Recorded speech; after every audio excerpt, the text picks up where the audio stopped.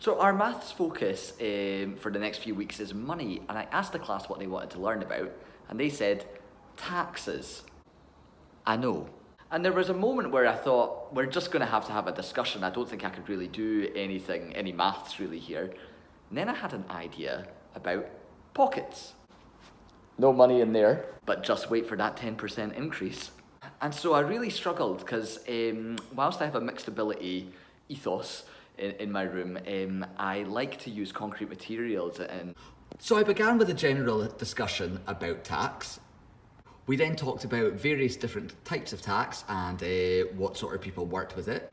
We came up with some examples of what tax funded. And then I wanted to talk about income tax, and we discussed that was tax that came off your pay, but this was very confusing for the kids. So I came up with this wee system. I put numbers, amounts that they could work with, and percentages that we had been working on previously. And we discussed and showed that not all income would be taxed at 50%, that it would be put into these sort of pockets. Some of my kids got it right away and were able to move on to more complex problems like this, actually calculating how much tax would be paid. However, for the kids who didn't quite get it, I had the money out and we had these pockets.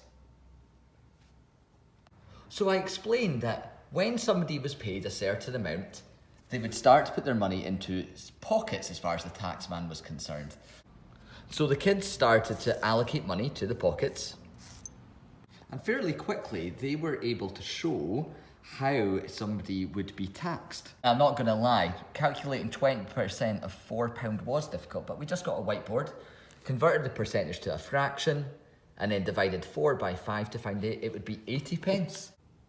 And the kids then were able to take a pound and say, okay, 20 pence stays here and 80 pence gets taxed. And now my kids understand tax better than some politicians.